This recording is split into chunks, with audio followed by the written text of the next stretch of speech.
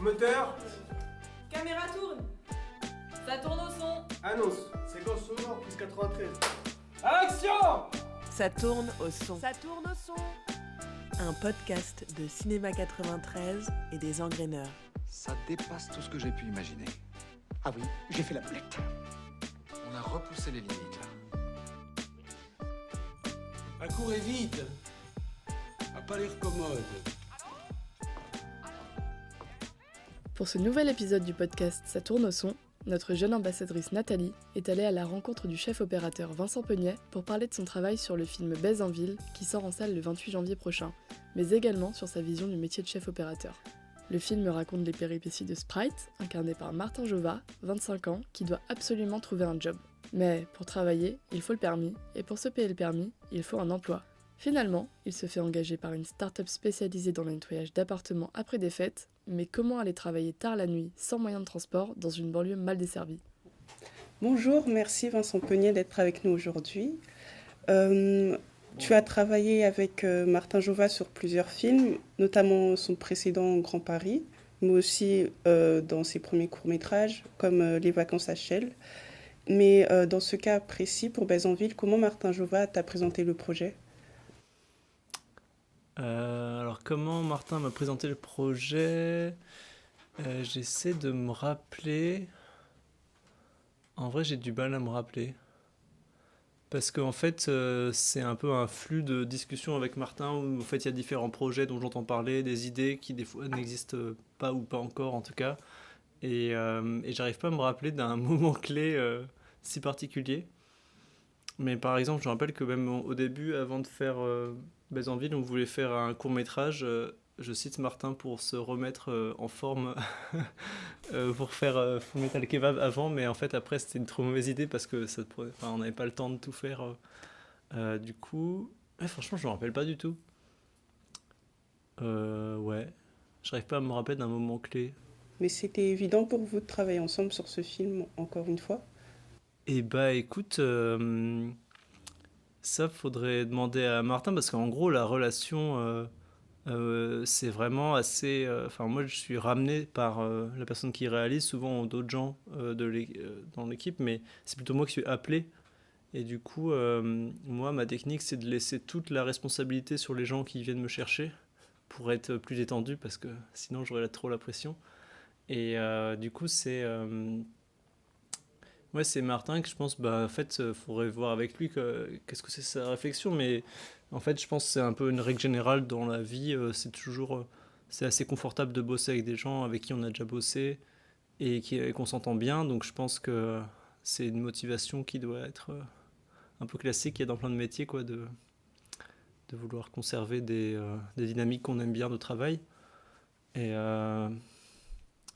Mais voilà, c'est pas moi qui vais chercher Martin pour qu'il fasse un film. C'est plutôt lui qui va me dire ah, j'ai un nouveau scénario machin et qui m'en parle. Et après, moi, en fait, quand les gens me proposent un projet, moi, j'ai mes petites exigences, on va dire, quoi. Et je dois voir si le projet il coche ces exigences-là. Mais en fait, mes exigences, c'est pas vraiment. C'est même pas trop lié au contenu lui-même. En fait, moi, je veux surtout des conditions d'écoute et d'échange de qualité, quoi. Et de pouvoir avoir de la confiance un peu qui se crée, quoi. Ça va être ça, moi, mon exigence, quoi. Et si la personne est OK pour travailler comme ça, je vais dire OK, quoi. Et justement, sur la question de l'écoute, Martin Jova joue souvent dans ses films, pratiquement dans tous. Donc comment tu arrives à dialoguer avec lui ? Quel est votre rapport sur le plateau et même en amont quand le réalisateur est aussi acteur ? Eh bien ouais, très bon point, t'as raison. Le fait qu'il joue dedans, ça change des choses. Et en effet, dans la préparation, par contre, vu qu'il joue pas dedans, là pour le coup, il est full disponible pour la préparation. Donc là, c'est super confortable pour échanger. Donc on en profite à mort pendant le moment de préparation pour vraiment réfléchir au maximum, et l'idée c'est d'avoir suffisamment préparé pour qu'il n'y ait pas à éviter en fait les quiproquos de tournage qui sont les trucs les plus agréables un petit peu qui peuvent arriver sur un tournage où en fait on se rend compte qu'on n'avait pas compris la même idée d'une certaine chose Et vu qu'en tournage, bah, chaque chose est un peu lourd en coût, en temps, en argent, enfin, il y a une petite pression liée à tout ça, enfin, qui n'est pas si petite que ça justement. Et ben, du coup, c'est trop bien d'avoir réglé la plupart des choses en amont pour pas qu'il y ait de petits moments où on se rende compte qu'en fait, on n'imaginait pas la chose du tout pareil. Enfin, ça arrive forcément à des petits moments, mais le but de la préparation, c'est de réduire tous ces moments-là euh, pour pas avoir ce petit sentiment trop désagréable un peu. Mais après, bon, ça s'ajuste vite aussi, mais... Et du coup, ouais, en fait, ce qui est galère surtout, c'est quand il y a des voitures ou des... Enfin, là, c'est très, très concret. Mais quand il y a des objets ou des trucs comme ça et que les comédiens ou les comédiennes, ils sont dedans, bah, du coup, Martin, par exemple, dans une voiture pour jouer, bah, typiquement, c'est un peu plus galère pour communiquer. Enfin, c'est ridicule, mais c'est des trucs un peu comme ça, avec une vitre. Enfin, c'est tous ces trucs-là où, en effet, s'il était derrière la caméra, on pourrait juste passer un mot comme ça et... En effet, quand il est accroché à un endroit ou enfin, je dis ça non parce qu'on a fait un tout petit peu de cascade dans le truc, mais c'est ces moments-là. Mais en fait, dans tous les cas, même quand les réals ne jouent pas dedans, il y a toujours des moments où la caméra elle est à un endroit distant et dans tous les cas, il y a un peu de communication par intermédiaire humain ou intermédiaire technique, genre des talkie-walkie, quoi. Mais, euh, mais ouais, et après, l'autre gros point, comme je disais, c'est bah, une fois que la prépa un peu s'est bien passée, et bah après c'est le but c'est d'avoir de la confiance et, euh, et de se faire confiance un peu sur ce qu'on a compris, mais bon voilà c'est toujours des allers-retours quoi. Enfin je sais pas ouais, désolé je sais pas si c'est très clair. Non, ça va. Ouais. Et est-ce qu'il y a des grosses différences entre les courts-métrages et les longs-métrages au niveau de la pression ou ça vous a un peu rodé les courts-métrages pour éviter ces quiproquos? Moi bah par exemple moi je fais pas des milliards de projets quoi, je suis pas un chef qui bosse de malade dans plein de trucs. Du coup c'est vrai que quand on a commencé Bézanville, j'étais en ah ouais, c'est un plus gros projet que d'habitude qu'on fait parce que bah, par rapport au court-métrage ou même à Grand Paris, c'est pas du tout les mêmes budgets. Euh, mais ce qui était cool, c'est qu'en fait, c'était toute la même équipe et le même prod et le même groupe, donc ça, c'est super rassurant. Il y a quand même un petit moment, je me rappelle, d'une journée ou deux, j'étais un peu stressé, mais une fois qu'on a vu le plan de travail, ça m'a grave détendu. En fait, le plan de travail, c'est le planning où on voit chaque journée qu'est-ce qu'on fait. Et en fait, avant d'avoir vu ce document, je sais que j'avais un peu stressé en mode ouais, il va falloir préparer genre 12 000 trucs en même temps, il y aura des jours de préparation, je sais pas quoi. Et je m'étais. Enfin, parce que quelqu'un avait dit ces mots-là un peu avant et j'étais en ah ouais, merde, ça se trouve, ça va être un truc de fou. Et après, en fait, la journée, on a vu le plan de travail, j'ai regardé ah, mais c'est des journées normales en fait de tournage quoi. Bon, après, j'étais en voilà. Du coup, mais je pense que voilà, enfin, c'est des conditions quand même assez particulières et luxueuses, nous, de pouvoir avoir la même équipe un peu depuis un bout de temps qu'on garde. Enfin, moi, je trouve c'est cool. Et je pense que ça joue beaucoup.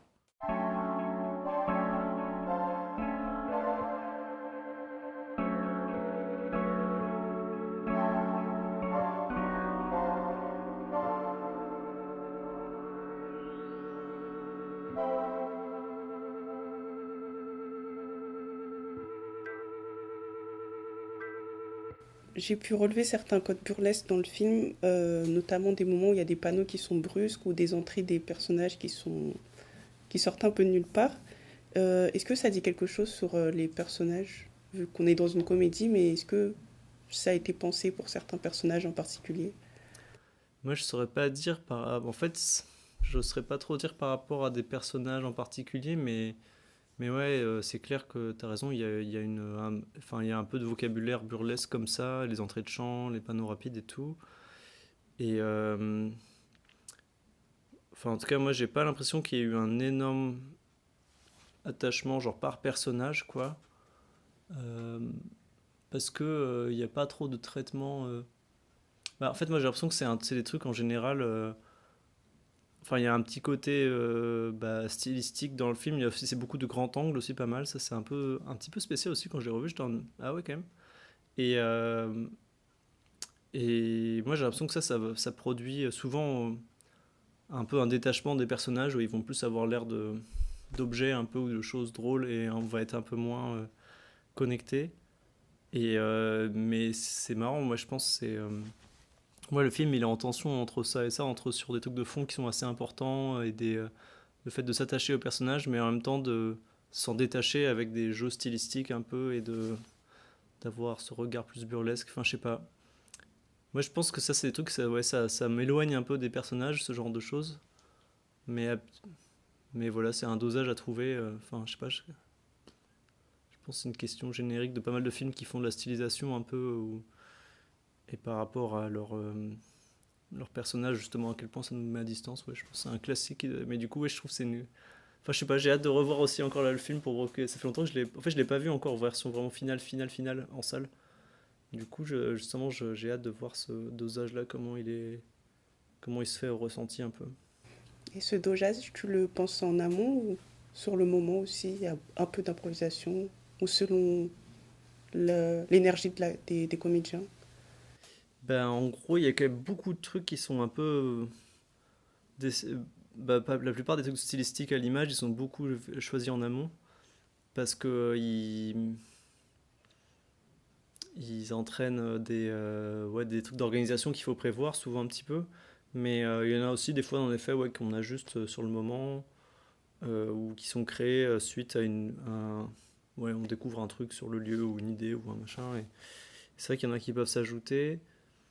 Mais par contre, c'est vrai que, enfin voilà, on a un petit carnet de vocabulaire qu'on sait qu'on aime bien faire. Je sais que par exemple, nous, les entrées de chant par le bas du cadre, c'était vraiment un truc. On était attentif à dès qu'on pouvait en mettre une ou pas, parce qu'on trouvait que c'était vraiment. Ça apportait vraiment cette dose-là de petits jeux visuels qu'on aimait bien. Et donc après, ouais, t'es attentif à voir où est-ce que tu peux les glisser ou des choses comme ça une fois que tu as défini des formes que tu aimes bien un peu. Mais pareil, ouais, après, le montage, je pense qu'il fait une bonne partie de dosage parce qu'en fait, il y a chaque fois, on fait tout le temps une version un peu plus sobre au cas où. C'est chiant. Parce que voilà, c'est ça en fait, quand tu vas arriver sur des moments plus où tu veux te rapprocher émotionnellement des personnages, si le film continue à te faire trop de blagues visuelles, ça risque d'être chiant un peu. Donc, ouais, je pense que souvent on tourne des fois un peu de versions ou alors on fait en sorte qu'au montage ils puissent enlever la partie du début qui est une sorte de petit jeu marrant, mais comme ça, si au pire ils prennent à partir de là, ils ont plus la blague et comme ça. C'est aussi tous les trucs de rythme parce que Martin est super attentif aussi au rythme, au montage. Enfin, il passe beaucoup de temps à timer les choses. Donc, des fois, rajouter des jeux ou des effets un peu de mise en scène, des fois ça va trop ralentir et en fait, ils vont devoir s'en aller juste parce qu'ils vont pas avec le rythme plus large de la scène. Enfin, voilà. Comment tu as collaboré avec l'équipe déco, notamment pour les choix de lumière artificielle et particulièrement pendant les scènes de nuit ou les soirées? Ouais, donc déco et lumière, ouais, c'est hyper entremêlé, enfin très très très vite parce que en fait, juste les couleurs des murs, les couleurs des sols, des machins, etc. C'est tellement, en fait, ça fait déjà une grosse partie à chaque fois de la lumière. Et c'était la première fois qu'on bossait avec cette équipe-là. Et du coup, ça c'était... je sais pas trop où je veux aller en fait. Je sais pas trop dire quoi à part que c'était intéressant. Mais en fait, je pense que pour nous c'était le truc d'intégrer une nouvelle partie de l'équipe, enfin des nouveaux membres d'équipe. Alors que nous, avec Martin, ça faisait un bout de temps qu'on bossait déjà ensemble, quoi. Et le challenge, c'était de les mettre un peu dans l'ambiance et de les intégrer dans les références qu'on avait, les choses comme ça, qu'en fait, moi, je connais très bien celle de Martin, en fait, à force. Et du coup, c'est vrai que c'est un peu le piège d'avoir des choses qu'on ne dit plus parce qu'elles sont presque automatiques. Et du coup, quand il y a des nouveaux membres d'une équipe, c'est important de retransmettre ça. Et je pense que des fois on l'a fait, mais des fois justement ça a pêché un petit peu, on a un peu manqué de références communes qu'on a mis un peu de temps à transmettre, quoi. Mais c'était hyper cool justement, c'est la première fois qu'en fait on avait une équipe de décoration en fait. D'habitude c'est plus une personne ou deux qui font ça, mais qui n'ont pas le luxe d'avoir un atelier de préparation, tout ça, quoi. Donc là ça a pu se faire vraiment dans les meilleures conditions et limite, je pense que justement, presque, on aurait pu encore plus améliorer si on avait été plus habitué à ce process-là. Enfin, c'est ce que je me dis maintenant. On peut toujours faire toujours mieux, etc. Mais Ouais, non, bah, ouais, je sais pas. Ouais, c'était... ouais. Est-ce que toi aussi tu avais des assistants Et ouais, c'est la première fois, moi aussi, pareil, qu'on avait l'équipe image un peu, les postes un peu au complet. Parce qu'on avait du coup l'équipe caméra, l'équipe lumière et l'équipe machinerie. Sur les précédents projets, souvent, moi, je faisais l'économie de l'équipe machinerie parce que on n'avait pas trop de budget pour. Et, et que du coup, en fait, ça faisait que... Enfin, moi, j'étais souvent pour accepter de faire une chose 90% bien, quoi, mais en acceptant qu'elle sera pas parfaite, quoi, mais en y allant quand même, enfin, des choix un peu comme ça, qu'on a beaucoup fait dans pas mal de projets avant. Et en gros, là, moi, l'expérience de travail de l'équipe que j'ai apprise, déjà, c'était d'apprendre comment fonctionne l'équipe machinerie, que je connaissais vraiment pas très bien. Donc ça, c'était trop intéressant de voir son fonctionnement là. Et j'ai pu voir comment ça se connectait aux autres dans l'équipe image et que ça faisait vraiment un cyclone très puissant, quoi. Enfin, une tornade, quoi. Enfin, c'était trop bien. Et une bonne combinaison, quoi. Et ouais, en gros, si, ouais, en gros, là, on a pu aller un peu plus en finesse, en gros, que d'habitude. Moi, c'était un peu ça aussi, la découverte. Donc, ça m'a en fait, pareil, pour moi, j'ai beaucoup appris. Mais du coup, parce qu'on a pu travailler dans des conditions plus précises que d'habitude. Là où moi, je suis assez, c'est assez facile pour je suis assez détente sur ne pas aller au meilleur niveau de précision parce que souvent ça vaut pas le coup, je trouve, niveau temps et niveau créativité autre, parce qu'en fait il y a plein d'autres choses. Et du coup pour moi l'idée c'est à l'image d'être prêt à s'arrêter sur des niveaux de détail pour laisser avancer d'autres choses que je trouve plus importantes, quoi. Et là à l'inverse c'était presque la découverte de ah ouais, non, là ça vaut le coup d'aller un peu plus en précision parce qu'on a les conditions pour. Donc c'était presque plus ça, moi, mon apprentissage, d'aller plus dans la précision un peu, et du fait qu'on ait ces trois éléments réunis de l'équipe, quoi, un peu, et voilà, un budget qui permettait d'avoir un peu le matériel plus classique, un peu de tournage au complet. Et justement, tu dis que tu as beaucoup appris grâce à la nouvelle équipe que tu avais, mais dans le nom de ton métier, chef opérateur, il y a chef. Donc, est-ce que tu avais un peu d'appréhension ou tu es naturellement un peu un chef qui arrive à diriger des personnes Eh ben ouais, c'est une bonne question. Alors moi, je pense pas du tout être naturellement un chef ou que c'est des choses comme ça, mais par contre, en fait, le truc de vouloir apprendre, en fait, moi, je trouve ça aide grave. En fait, je me rappelle, ça, c'est assez concret comme exemple. C'est que justement, quand il a fallu trouver une personne parce qu'en fait, les autres en électricité, c'était avec Vivien et un ami qui a fait tous les films de Martin aussi avant, qui était chef élec, donc que je connais depuis mon BTS qu'on a fait, ou Carole à la caméra, avec qui on avait fait pas mal de projets. Donc ça, c'est une personne que je connais vraiment bien, mais du coup, j'avais pas de référence de personne pour bosser à la machinerie. Et via Vivien notamment, il m'a recommandé Hugo à la machinerie. Et du coup, c'était très rigolo. On s'est rencontrés. Moi, je lui ai dit ouais, mais par contre, moi, je suis nul en machinerie, quoi. Et du coup, je suis chaud que tu m'expliques un peu comment tu fonctionnes, quoi, et comment ça fonctionne. Et du coup, c'était trop bien parce que du coup, lui, il m'a dit ah, mais grave, si tu veux, passe sur un tournage que je fais en ce moment, je te montrerai le matériel. Et du coup, je suis venu en stagiaire.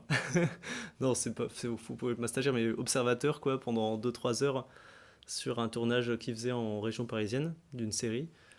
Et où il était aussi chef machinot. Et il m'a montré du coup les différents matériels qu'il utilisait, à quoi il servait un petit peu. Parce que moi, j'avais une connaissance un peu théorique, quoi, mais bon, voilà, c'était beaucoup plus fun comme ça.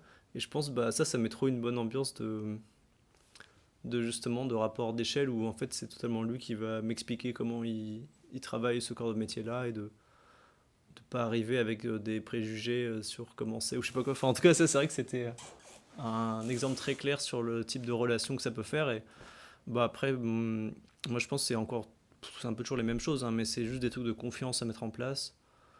Dans les deux sens, enfin de créer un climat de confiance, quoi, c'est ça le plus important. Et ouais, en fait, le cinéma, c'est une forme très très très pyramidale, très très hiérarchique, hein, c'est vraiment impressionnant. Mais bon, j'ai l'impression que ça vaut le coup d'essayer de se l'approprier à sa façon, chacun de ces postes là qui sont très hiérarchiques. Et Ouais, moi je le vois plus comme un truc de responsabilité de l'ambiance des gens de ton équipe, quoi. En gros, enfin, la responsabilité du poste là, c'est du coup d'être responsable de comment les gens se sentent dans l'équipe et ainsi de suite, quoi. Mais ouais, je pense que ouais, je suis curieux d'avoir aussi ce que Léo en pense, tout ça, etc. aussi, mais c'est ouais.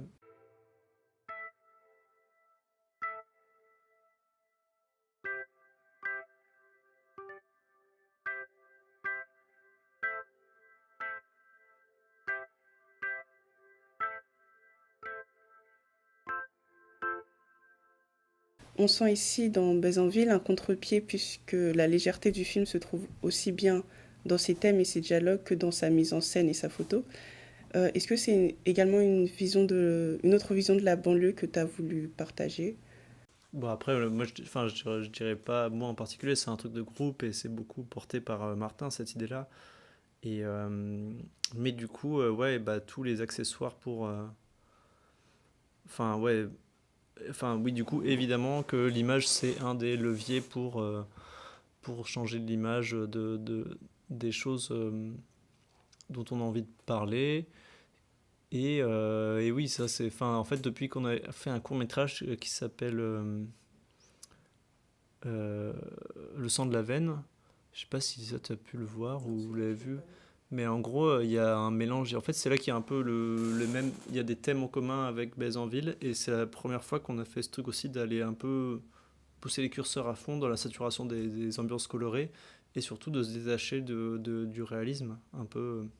Enfin, non, ça fait très longtemps un peu ça. Mais là, d'y aller un peu plus loin là-dedans. Du coup, je dirais que c'était sur ce court-métrage-là un peu qu'on a un peu commencé cette recherche-là. Et.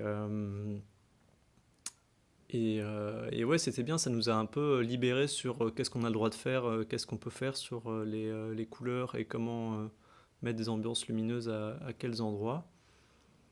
Et, euh, et oui, c'est marrant, après il y a plein d'anecdotes un peu sur...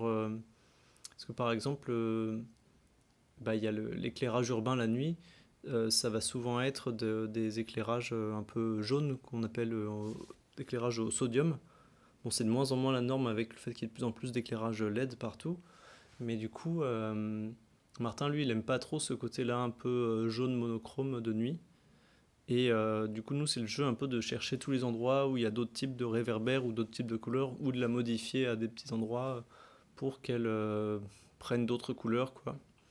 Avec plus de bleu, plus de rose et moins du jaune un peu marron qui est vraiment... C'est super simple, Martin, il aime pas trop ces couleurs-là, du coup on essaie de ne pas les avoir en lumière en tout cas.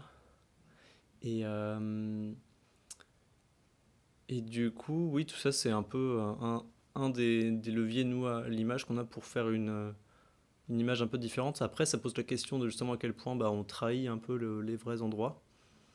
C'est pour ça que le plus fun, c'est justement quand on trouve des décors qui ont déjà des trucs un peu marqués et de les amplifier un petit peu, mais bon, c'est pas toujours le cas, évidemment. Donc enfin, le cinéma, c'est quand même beaucoup de triche, quoi. Et on a su, on n'est pas non plus dans un truc justement de réalisme. Mais oui, c'est amusant, du coup, il y a tout un jeu de voir à quel moment on peut les tricher un peu les lumières et qu'est-ce que... Je sais pas, moi, j'essaie toujours de voir un peu comment... Ouais, je sais pas d'imaginer d'où viendrait cette lumière, justement, qu'est-ce qui éclairait, d'avoir toujours au moins une raison. Enfin, parce que par exemple, on n'est pas non plus dans un truc où c'est pas du tout expliqué pourquoi ce serait tout bleu ou tout comme ça. Enfin, il y a toujours une petite réponse ou un petit élément. Mais ce qu'on a un peu appris, c'est à se détacher de. Enfin, moi en tout cas, ce que j'ai appris, c'est se détacher des fois de trucs de réalisme où cette lumière elle ferait jamais ça ou jamais autant et on peut s'autoriser d'avoir un tout petit truc qui ferait beaucoup de couleurs quoi. Et ça je me rappelle ouais sur le court métrage c'était un peu ça que j'étais appris à enfin pour moi c'était apprendre à me détendre sur parce que justement quand on connaît techniquement ce que peuvent faire les lumières des fois on pourrait être un peu des œillères sur mais non c'est pas possible que ça fasse ça et, euh, et ouais c'était assez cool ce jeu là pour moi en tout cas ça m'avait bien appris d'inverser ce que font les types de lumière normalement et se dire bah non elle peut faire enfin voilà en fait c'est de toute façon voilà personne n'a une lecture technique des rayons de lumière quand ils regardent un film. Donc il y a un bon dosage à trouver sur la vraisemblance, mais en fait on triche tellement tout le temps. Enfin, donc voilà, je sais pas. Et pour tous ces éléments, j'imagine que les repérages ont beaucoup aidé, et ça a dû être simple vu que vous venez, vous deux, de Chelles. Mais je me demandais comment vous avez réussi à renouveler votre regard sur des lieux dans lesquels vous avez grandi.